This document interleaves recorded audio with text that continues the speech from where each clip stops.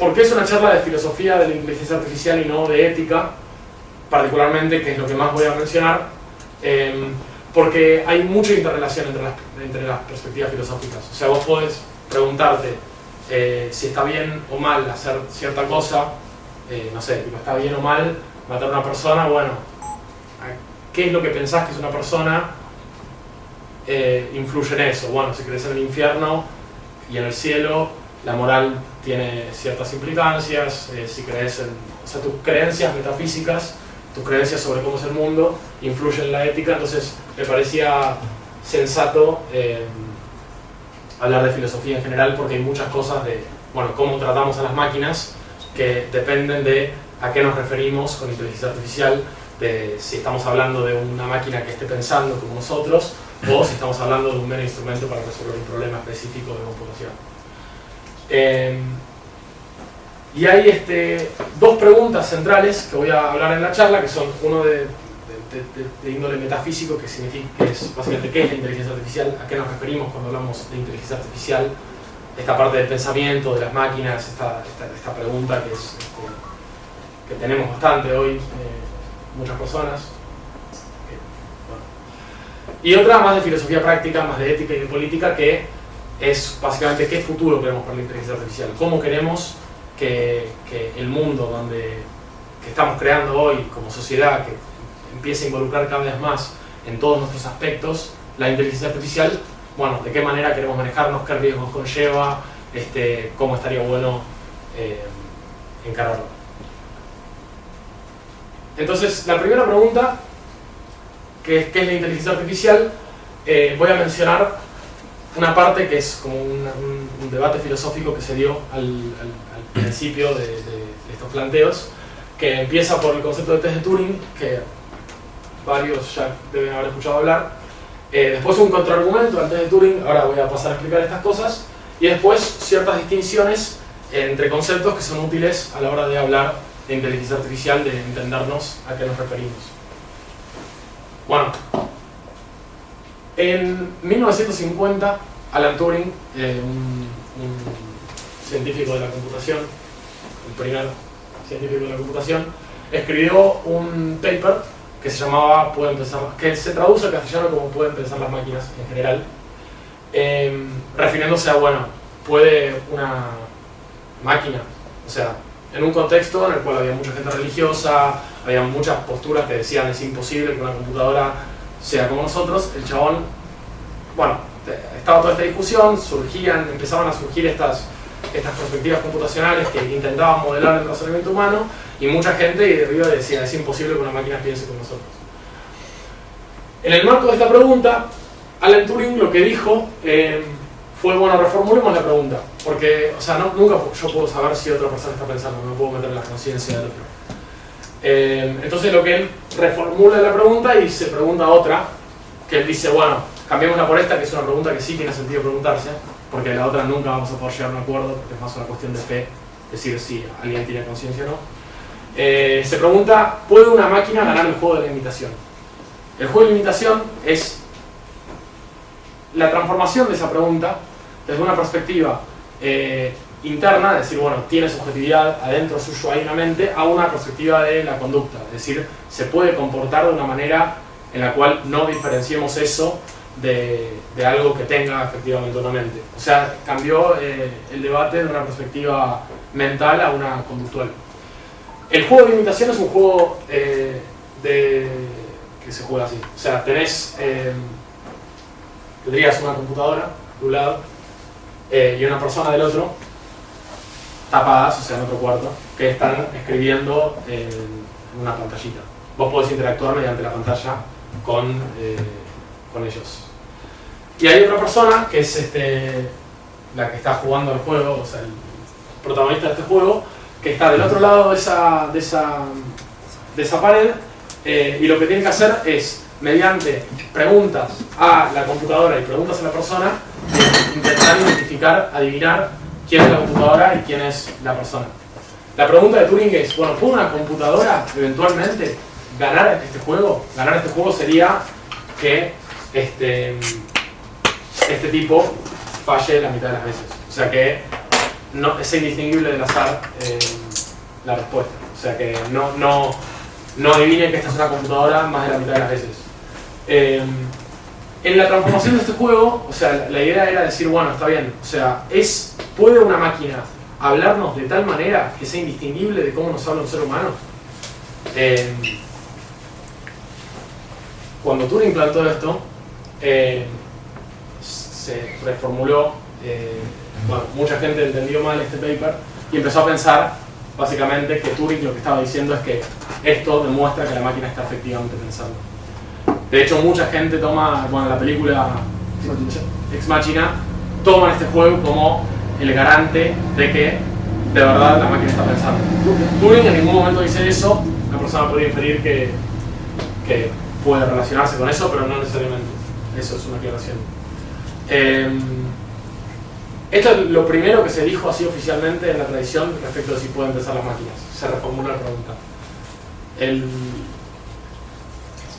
30 años después, bueno, cuando mucha gente del ámbito de la computación estaba tomando el test de Turing como diciendo esto de toda la gente, mucha gente de la filosofía decía el test de Turing implica conciencia, el test de Turing implica conciencia.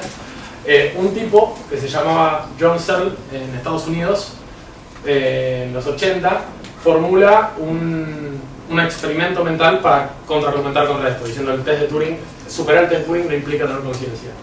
John Searle es un filósofo yanqui de los 80, bastante derecha, tuvo acusaciones por violencia de género, por acoso a muchos estudiantes hace pocos años, está completamente apartado de la academia en este momento, y en los 80 también, en un momento políticamente bastante de derecha de los yanquis, formó un argumento que se llama la caja china, donde, bueno, menciono eso porque me parece que lo menciono porque es fundamental en la discusión, pero bueno, estaría bueno poder no mencionarlo. Este argumento lo que dice es, bueno, supongamos que tenemos una persona adentro de un cuarto. Una persona que adentro de un cuarto lo que tiene es un manual de instrucciones sobre cómo manipular símbolos en chino. O sea, vos tenés reglas que te dicen, si a vos te aparece tal texto en chino, vos hacés tales cosas, tales instrucciones y doblés este otro texto. Solo eso, o sea, es un manual de instrucciones donde te dice cómo manipular símbolos. Vos tenés tinta sobre un papel y te dice cómo hacer tinta sobre otro papel y mandarla por una ranura. Lo que dice es, bueno, supongamos que esta persona se vuelve crack en esto, se vuelve un fenómeno. Termina usando el manual de instrucciones a la perfección y una persona que está afuera manda mensajes en chino y recibe mensajes en chino y desde afuera te responde y es indistinguible eso de que haya una persona que efectivamente sepa chino. ¿Este individuo sabe chino o no sabe chino? Esa es la pregunta que da John Searle. Como dice, el análogo anterior es tipo, bueno, si una computadora puede meramente con manipulación de símbolos, manipulando bits,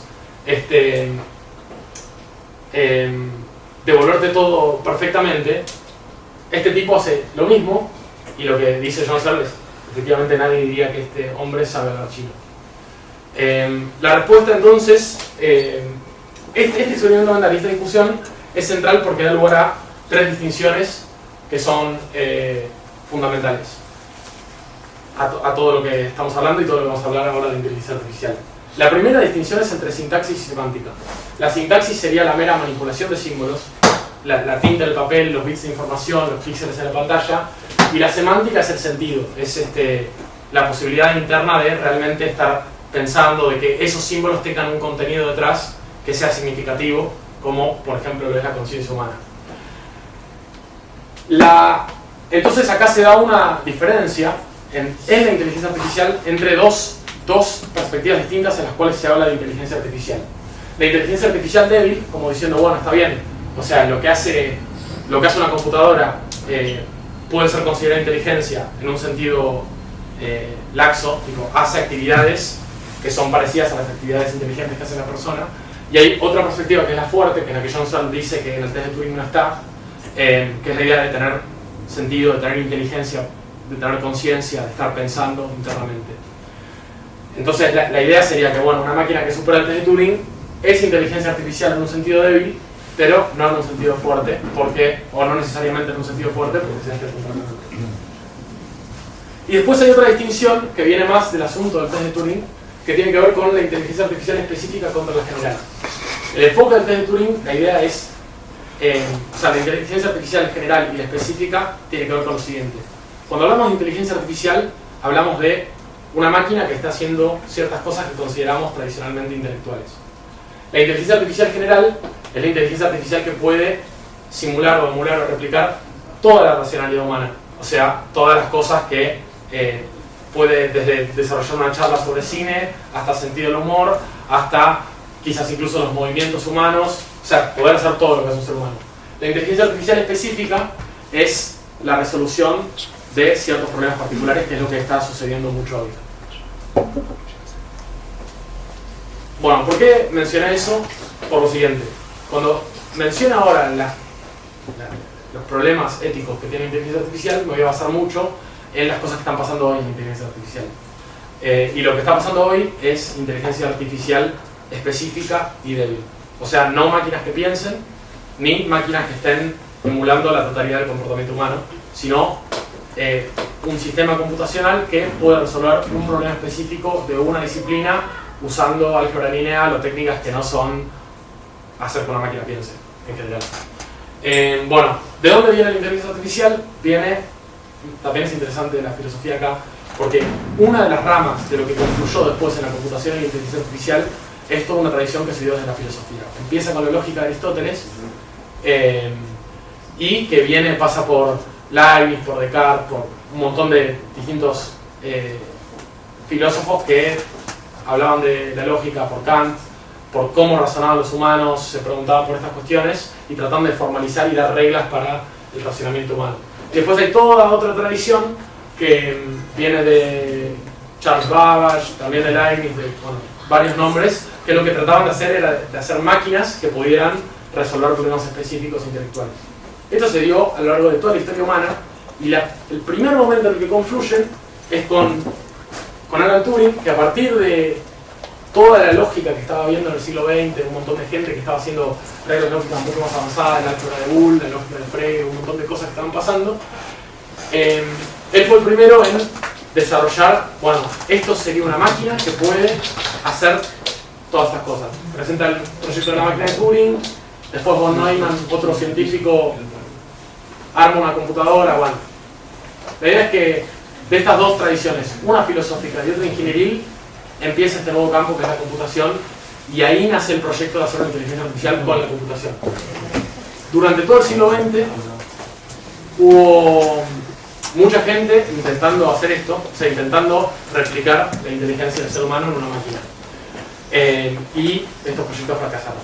En el 74 hasta el 74 la gente estaba intentando hacer la inteligencia artificial general. Estaban tratando de hacer compus que pudieran hacer las cosas con el pensamiento que hacen los seres humanos. No pudieron, hasta que se dieron cuenta que era un asunto imposible, que era un problema intratable en términos de computación, que realmente no se podía hacer. Y en 1974 hubo lo que se llamó un invierno de inteligencia artificial, donde bajaron un montón las inversiones, los laburos, todo lo que se hacía en inteligencia artificial.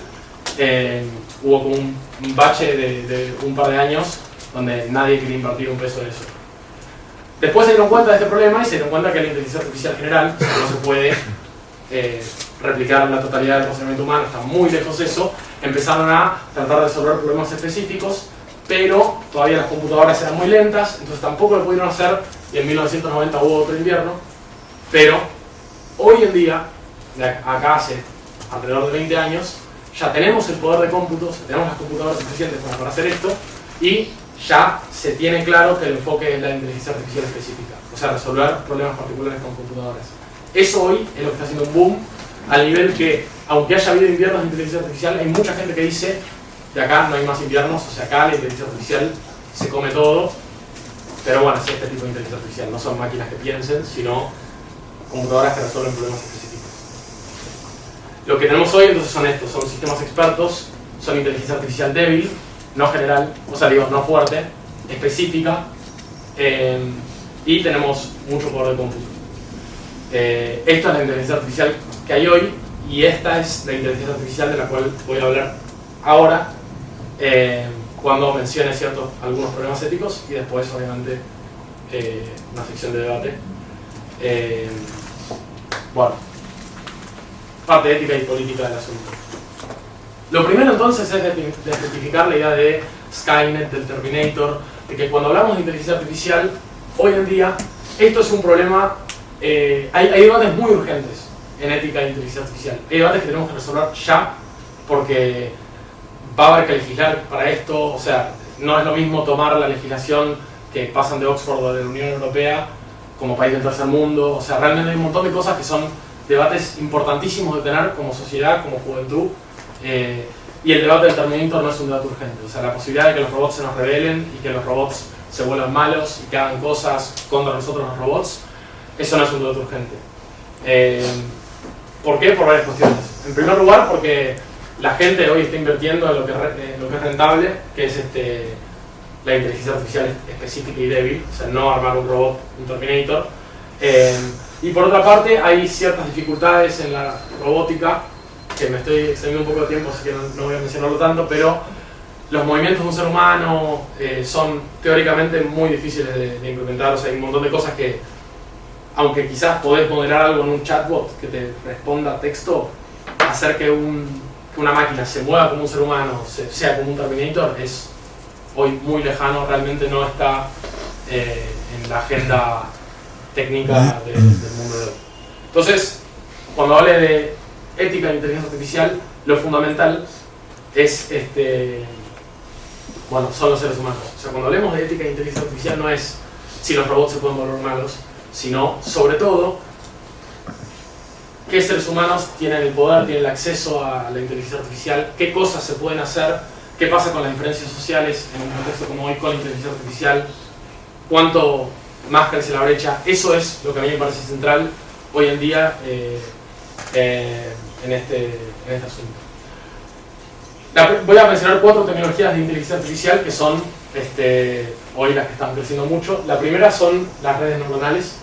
Las redes neuronales lo que son es un método para resolver problemas específicos. Vos tenés una pregunta de sí o no y tenés algo que querés que te responda sí o no y tenés un input. Vos le pasas cierta información y esto te responde sí o no.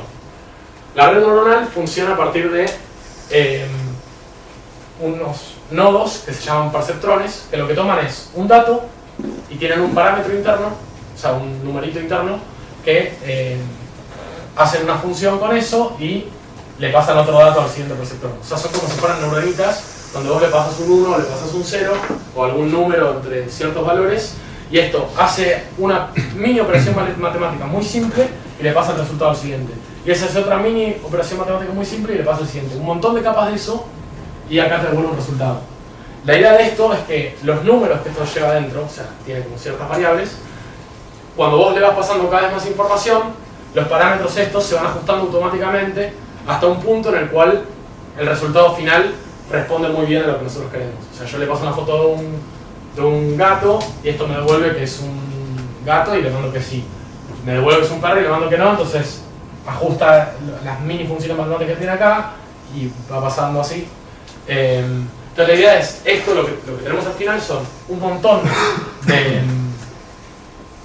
una red que tiene todos parámetros ajustados de operaciones matemáticas que son un montón, que nadie las puede seguir mentalmente, o sea que realmente no puedes saber qué es lo que está pasando ahí adentro. Y tenés también que esto lo que está diciendo es replicar después en casos futuros todo lo que fue aprendiendo en los casos pasados. Esto es una red neuronal, entonces tiene estos dos grandes problemas, que bueno, el nombre es perceptrón multicapa, pero bueno, acá tenemos dos problemas éticos que son fundamentales. Este tipo de tecnologías se está usando un montón en muchos países del mundo, en cuestiones legales. Muchas cuestiones legales se están empezando a pretender usar en medicina, pero uno de los problemas grandes de esto es con temas legales. O sea, muchas veces, por ejemplo, se usaban este tipo de máquinas para asignar o no libertad condicional a presos. Entonces tomaban el perfil del preso, o sea, primero lo entrenaron con todos los casos anteriores y le daban perfiles de presos nuevos y veían cuánto les tiraba de si salir en libertad condicional o no salir en libertad condicional. Como esto había aprendido a partir de los casos anteriores, o sea que todo se había ajustado a partir de los casos anteriores, la máquina hacía diferencias raciales, por ejemplo. O sea, eso es un tema que es lo que acá estoy llamando el conservadurismo de la máquina, que es que la máquina lo que va a hacer es replicar los fenómenos anteriores. Y es muy difícil de modificar. O sea, si querés modificar algo en la máquina, lo que tenés que hacer es entrenarla todo de vuelta con una base de datos nueva. Y hay muchos de estos temas, o sea, esto se dieron cuenta porque era muy explícito. Pero lo que pasa acá, pero así como es, hay diferencias en un montón de casos, un montón de temas que las máquinas replican nuestros prejuicios y los mandan, y la gente confía mucho más en un algoritmo de inteligencia artificial y terminás con problemas enormes con eso. Y otro problema muy central es que justamente esto es un sistema opaco, no podés saber qué está pasando adentro. Es como una caja negra donde vos no entendés qué es lo que hay ahí adentro sucediendo. Entonces, ¿qué pasa? Si te das cuenta que hace esta diferencia racial tan abismal, bueno, te das cuenta porque eso es muy evidente. Pero hay un montón de cosas de cómo funciona este adentro que no te das cuenta. Entonces, empezar a usarla cuando no sabemos qué prejuicios va a tener, cuando no sabemos de qué manera van a analizar las cosas, hay muchos de estos que funcionan erróneamente, hay un riesgo enorme respecto de esto. O sea, cuando las decisiones son decisiones importantes, una de las cosas que una persona quiere es, bueno, vos tomaste una decisión importante, una decisión que me perjudica, justifícamela, esto no te puedo justificar nada. Te dice, bueno, las cosas son así y punto. Cuando empieza a esto tener carga en instancias de decisión, que ya la está teniendo bastante en muchas circunstancias, esto es un asunto peligroso y es un asunto que hay que revisar. Esto es uno de los grandes problemas éticos de inteligencia artificial. Otro tema que es muy interesante es el análisis de grandes bases de datos. En el último tiempo, a partir de redes sociales, a partir de Internet de las cosas, cada vez más todos nosotros estamos teniendo un montón de datos en línea. Y esos datos no son de acceso público, sino que son en su mayoría de propiedad privada. Se está gestando un oligopolio informático con las empresas como Google, Amazon, Facebook, Apple, Microsoft, que está teniendo una base de datos enorme, que además tienen las computadoras más poderosas del mundo y que son de las pocas personas que pueden correr un análisis riguroso de esos datos. Entonces hay un montón de la información como bien público que, bueno, vos podés hacer un montón de cosas con la información, desde la información implica un poder muy grande, que ahora lo voy a mencionar. Todo esto se está concentrando un montón. Esto es obviamente inteligencia artificial en un sentido débil y específico, pero uno de los grandes problemas que se vienen hoy es el problema de la concentración de poder de información. Cuando la información empieza a ser una tecnología sobre la cual radica el poder,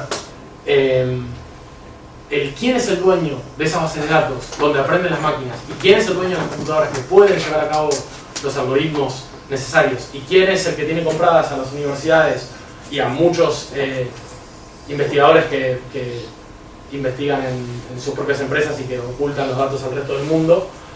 Son muy pocas empresas con mucho poder informático y que cotidianamente no se ve tanto eso como quizás en otras ocasiones de la historia cuando hubo concentraciones de poder sí se podían notar más. El tener poder de información es importantísimo porque, bueno, ahora en el próximo slide voy a hablar un poco más de esto, pero la capacidad de entender bien qué es lo que mueve a una persona, qué es lo que quiere, qué es lo que necesita para hacer publicidad, para modificar la opinión pública en política es enorme. Tenemos, bueno, todo el caso de Cambridge Analytica, todos esos son ejemplos sabidos.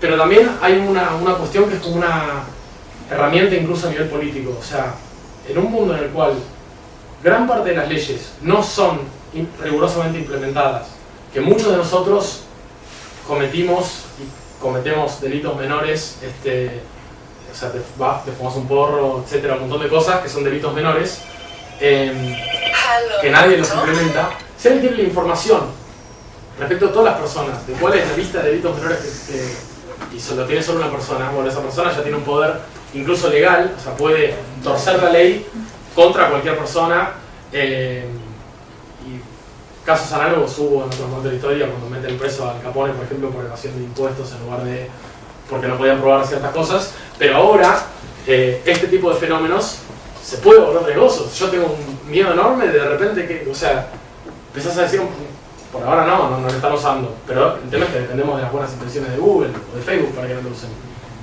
Hay un video muy interesante de una amiga que cuenta esto de justamente ahora el tema de estamos regalando nuestra información ante un riesgo que ni siquiera conocemos, y pone un ejemplo extremo pero interesante de cómo el nazismo en Polonia había un registro muy riguroso de las religiones y de censos, entonces ya sabían quiénes eran todos los judíos, entonces entrar a un lugar y sabiendo a quién tenían que ir a buscar era como mucho más fácil que en otros países. Y con esto, si en algún momento se vuelve como totalitario o algo, no sé, no es que nos van a ir a buscar, pero digo, de vuelta, como esa info la estamos regalando, todos saben a dónde fuiste, qué hiciste, con quién te juntaste, y como en cualquier momento esa información puede jugar en contra. Totalmente. Hay una de las bases de la democracia occidental actual es no solamente establecer leyes como para que si las cosas funcionan bien todo ande, sino establecer leyes que eviten la posibilidad de llevar a regímenes autocráticos, autoritarios, y la existencia de esto por lo menos nos arriesga a este tipo de regímenes. Y si pensás, la última dictadura militar, la cantidad de desaparecidas, la cantidad de torturas, iban y te robaban la agenda telefónica y en base a eso iban rastreando y te torturaban. Hoy ya, si vienen gente que está en contra de los intereses populares al poder mediante las armas, no necesitan torturar a nadie. Y no es algo bueno eso. Te torturan de otra manera, digamos. Sí, no, te agarran, ya tienen toda la información. O sea, porque te exponen también determinada información, o sea, como los chantajeos virtuales también, ¿no? Como... Sí, todo eso es. Pero el punto es que, más allá de eso, o sea, hoy una persona puede acceder a cierta cantidad de información de una persona. Pero esto es algo que está creciendo muchísimo. Y que de acá a 10 años, el conocimiento que van a poder tener respecto de las personas en la red social va a ser mucho. Y son muy pocas las personas que puedan poder tener acceso a eso. Y hay algo que también es interesante en el siguiente slide, que es, todos nosotros usamos redes sociales, y es algo que mencionamos hace un rato, que no solamente si vos pones tus datos en Facebook o en Internet van a tener tus datos, sino que hay toda una disciplina, una teoría que se llama inferencia de datos, que es vos a partir de la red en general, a partir de ciertos contactos, vos podés inferir los baches libres. Entonces, no es que te liberás de esto diciendo yo no me hago Facebook, yo no me hago Instagram o yo no chateo por WhatsApp, porque realmente eso no o sea, si lo que se pretende es eliminar esa centralización del poder, el cambio no puede ser solamente individual de decir yo no meto mis datos ahí porque tus datos van a estar ahí igual. Después otro punto que llamamos un rato. Te voy a interrumpir un segundo. ¿Podemos tirarnos un poquito todos más para adelante, que hay gente que acaba de llegar, así nos apretujamos un poquito entre todos y seguimos la charla? Gracias. Voy a dar un ejemplo de un video que experimento que hicieron en un país así, que había tipo en una plaza una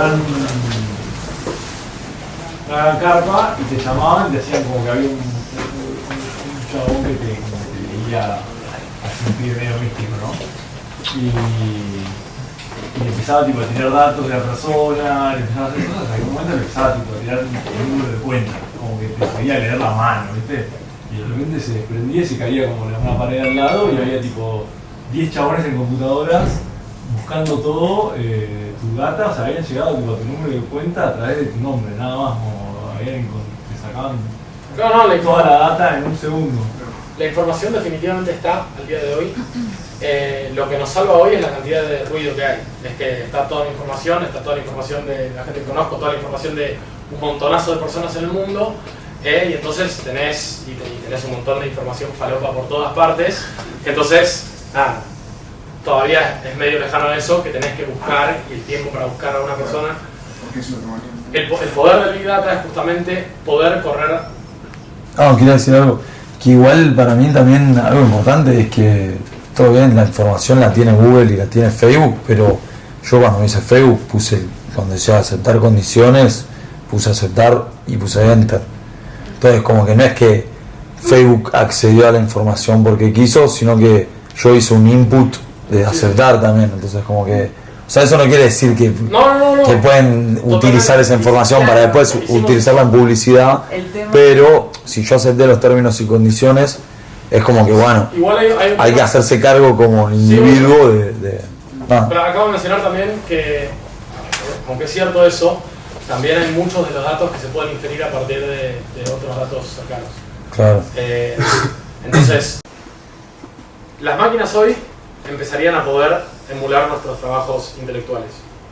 En todos los momentos de la historia donde hubo reemplazo de trabajos manuales, la gente en general, mucha gente, obviamente mucha gente quedó relegada y marginada del sistema, pero mucha gente empezaba a, bueno, se abrían trabajos intelectuales. O sea, digo, perdías un trabajo manual, pero podía ser el tipo que arreglaba la máquina o el que pensaba, tal cosa, etc. Uno de los argumentos que vienen de mucha gente hoy respecto de el futuro de la automatización, como, no sé, Macri o varios políticos del mundo dicen, está bien, se están automatizando tareas, pero siempre que se automatizaron tareas, la gente se fue a otro rubro. Acá hay una diferencia esencial, que es una diferencia cualitativa, que es que hoy en día las tareas que están siendo automatizadas no son solo las manuales, sino también las intelectuales. Entonces esta idea de decir, bueno, yo no tengo más un laburo manual, me paso un intelectual, se puede realmente correr el riesgo de que aumente mucho el desempleo en el próximo siglo. Por esta razón, porque digo, tenemos dos formas de laburar, que es con el intelecto o con las manos. Si nos reemplazan en ambos, ya no es que hay un reemplazo que pueda hacer. Una de las preguntas es si acaso hay ciertos laburos que nunca pueden hacer las máquinas. No, quería decir algo que leí una vez que escribió Arthur C. Clarke, viste que es el que escribió 2001 Odisea del Espacio, este es el libro en el que está basada la película de Kubrick, no sé si todos lo vieron. Sí. Y el chabón explica un poco que, no sé, toma el caso de como si fuese un profesor y dice que si existiera la posibilidad de que hubiera un profesor androide que explique mejor que un humano, debería suceder eso, tipo, no deberíamos defender tanto a los humanos, sino que al profesor androide que explica mejor, ¿se entiende? Pero también porque capaz es difícil para mí entenderlo, pero el androide no tiene ganas de dormir, no tiene, no sé, no tiene tipo fatiga acumulada, o capaz sí, pero de otra manera, ¿se entiende un poco lo que digo? O sea, el androide puede dar una clase de 2 horas, frenar, se vuelve a prender, una clase de 2 horas, frenar, se enchufa la batería un toque, vuelve a andar, como que nosotros también, no, o sea, mismo ya de la concentración, después de estar 2 horas haciendo algo necesitas frenar porque tu rendimiento empieza a decrecer, ¿me entendés? Entonces el androide siempre está al palo. Marco, agregando justamente con eso, el ejemplo más claro que se ve eso, es qué sentido tiene que un doctor, teniendo en cuenta que tiene un pulso de un ser humano, pueda operar un corazón abierto, si puede hacer una máquina y ir al eje X en tal punto, al eje Y en tal punto, y hacer una operación perfecta. Ese es el ejemplo más notorio, justamente cuando se pone la salud en la mesa, que no tiene sentido hablar a un ser humano. Ahí justamente no hay ni debate.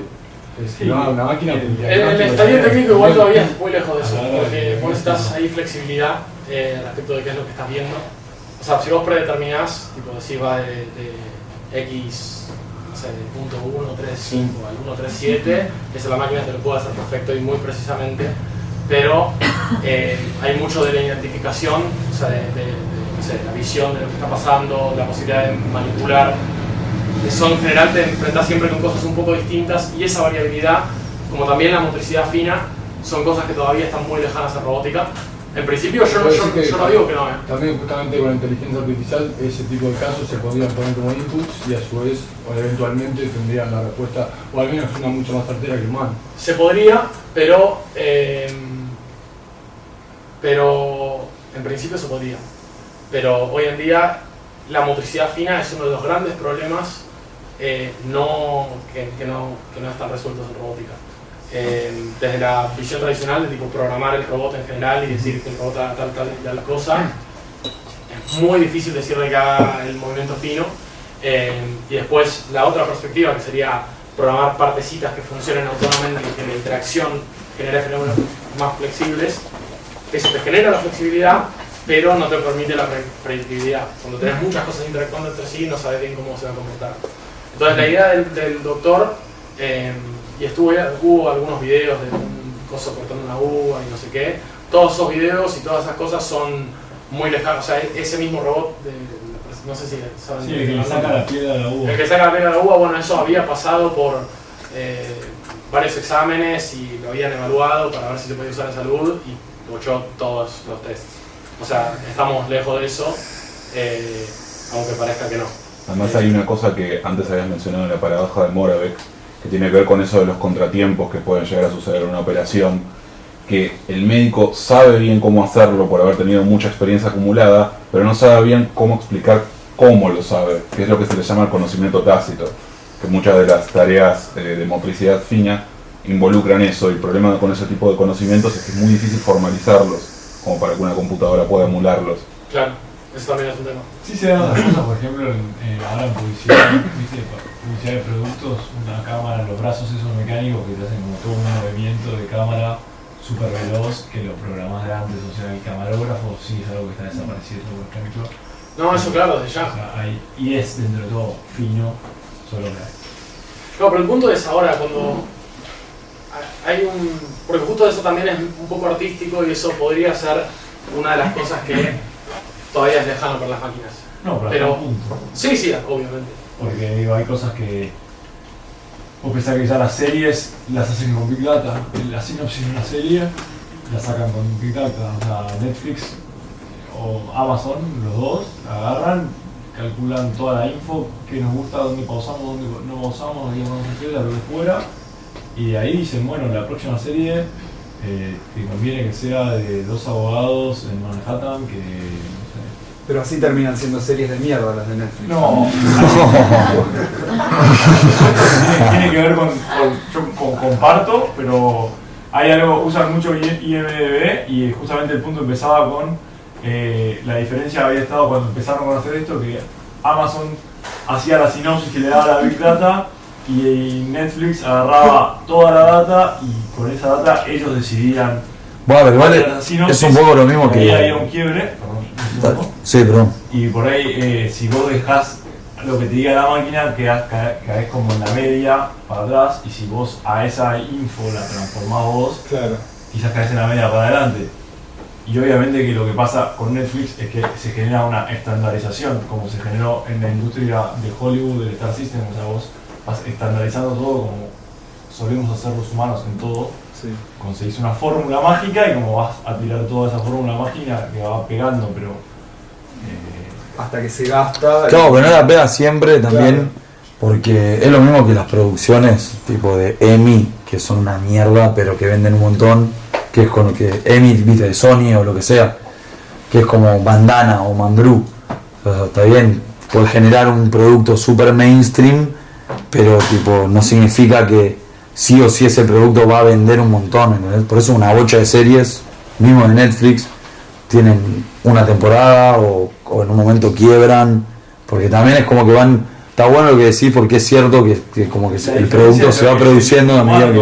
Pero bueno, pero es hasta ahí, o sea, ellos, ya la máquina te da la media, te la embocan, ¿no? O sea, Claro, pero no, es que lo que vos decís es totalmente así, se producen las series en base a fórmulas, pero justamente como dijo, es como que en lo artístico las máquinas, más allá de que por ahí en la manipulación de una cámara o algo así puedan tener una perfección muy superior a la humana, lo que no tienen es la sensibilidad que tenemos los humanos, que en el arte es realmente muy necesaria.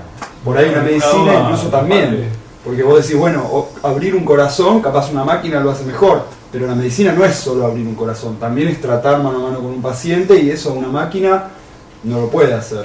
Uno de los grandes argumentos que se daba, y uno de los temas, era usar robots. Uno de los debates que hay hoy es del uso de robots terapéuticos. qué fiesta. En Japón, en varios otros lugares, se usan robots, no tanto como psicólogos, sino como acompañantes, como para que un paciente no se sienta solo, para que se sienta acompañado, un robot enfermero.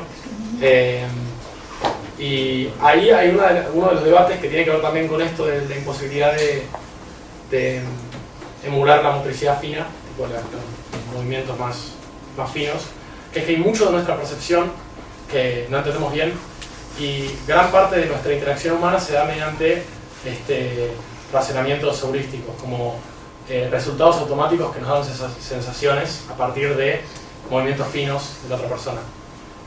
La sensación de mala espina, por ejemplo, esas cosas que esta persona me parece muy sospechosa, esas cosas que no podemos explicar, son fenómenos psicológicos que tenemos en los cuales influye mucho el lenguaje corporal, la motricidad fina, los gestos. Todo eso es lo que no se puede emular con un robot. Hay mucho de la contención y de lo que llaman calor humano que es necesario en la medicina, en la enfermería, que de hecho se mostró lo último del siglo pasado, que se empezó a usar mucho más el con lo heurístico. ¿Con lo heurístico te referís a llegar a una conclusión sin necesidad de un razonamiento? Claro, como un razonamiento implícito, un sesgo. Intuición. Claro, algo como sería intuición, sí, o sea, psicología cognitiva, las heurísticas de razonamiento. Entonces eso es un tema, pero después otro tema es, bueno, en tribunales un 80% del laburo es llenar formularios que perfectamente lo podría hacer una máquina. En casi todas las fábricas de nuestro país hay un montón de gente laburando cuyo trabajo puede ser automatizado. Ahora está el debate de si meter o no autos que manejen solos. ¿Qué pasa con toda la gente? Porque la gente que está desarrollando estas máquinas son pocas empresas. Y van a ser los dueños de las máquinas. Y la guita con la que están desarrollando esas empresas es la guita que genera la empresa en la cual hay un montón de gente. ¿Qué pasa con toda esa gente cuando ya a la empresa le conviene más usar una máquina? Esta dicotomía clásica que había entre gente que dueña de la fábrica y gente que tenía la fuerza de trabajo desaparece y pasa a dar un tipo que es el dueño del capital y la fuerza de trabajo y un tipo que realmente no tiene nada. Ahí no entra en juego ¿viste? El Universal Basic Income, eso que bueno, hay uno de los debates es ese. Sí. Pero bueno, después está la pregunta de ¿qué es eso?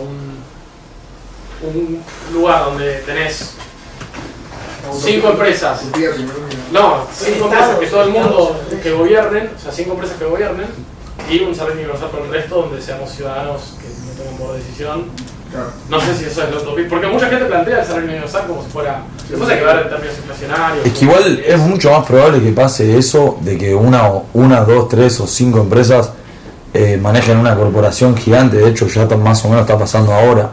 O sea, está buenísimo, capaz, y pensar que no va a pasar, pero es muy poco probable que. No, nada más estoy diciendo sin tirar mala onda ni nada, solamente digo que por cómo viene la mano. No, pero posta, si ya estábamos hablando de Big Data antes, ahora si nos ponemos a pensar quiénes manejarían, no sé, como decías vos recién, no creo que haya un empresario que diga, no, ¿sabes qué? Mejor no voy a reemplazar a esta persona por una máquina porque mi humanidad es un poco más grande que mis deseos de poder o de dinero. Claro. Como que lo veo medio difícil. No, entonces lo que estamos hablando justamente que estamos teniendo una tendencia hacia una concentración de poder que es más grande que cualquier concentración de poder que existe. Claro. El poder que que ya tienen, pero que van a tener más incluso en 10 años cuando las técnicas de Big Data puedan efectivamente analizar posta la red social y posta se desarrollen la automatización de las tareas, no sé si 10 o 15 años o lo que fuera, o 70, pero estamos encaminándonos a un mundo donde, justamente, y vos lo decís, el poder de decisión va a estar en estas empresas. Ahora, la cuestión es, ¿qué hacemos? ¿Confiamos en sus buenas intenciones? No, tratamos de ser el CEO de la empresa. Bueno, eso es como decir, frente al despotismo o a los gobiernos de los reyes franceses, decir, voy a querer ser el rey. Eso puede ser. Hay un punto en el cual igual el linaje real es un poco difícil de meterte ahí. No sé si podés llegar a ser el CEO de Google. ¿Podés meterte en una empresa piola acá en Buenos Aires? Puede ser.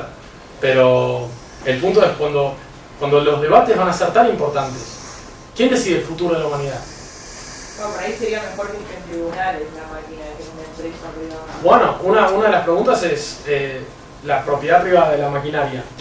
¿De quién va a ser? O sea, claro, es un tema. Claro. Ya está pasando, o sea, que vos tu Tesla, por ejemplo, no es tu Tesla. O sea, vos no podés tocar el motor de tu Tesla, por ejemplo. Pero bueno, la idea es cómo podemos hacer para que estas nuevas tecnologías no sean beneficiosas, y cómo podemos hacer para que no sea un garrón el mundo que se viene.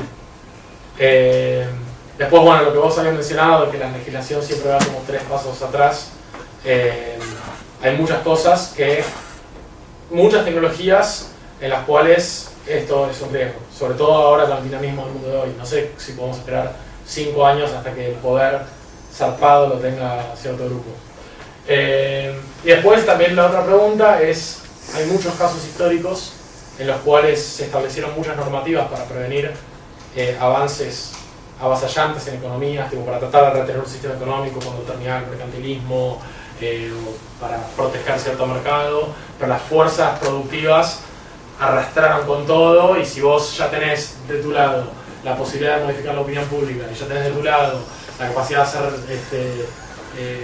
drones que le disputen el monopolio de la violencia a los estados, un papel que tenga un presidente en un país frente a una mega corporación que tiene poder sobre todo el mundo, no sé hasta qué punto es una solución factible. Puede serlo por ahora, pero eventualmente ese papel pasa a ser un papel. Pero bueno, mi idea, esas son mis posturas. Ahora, bueno, los datos de acá son del grupo de filosofía. Es esta la página para suscribirse a un newsletter que sacamos semanalmente.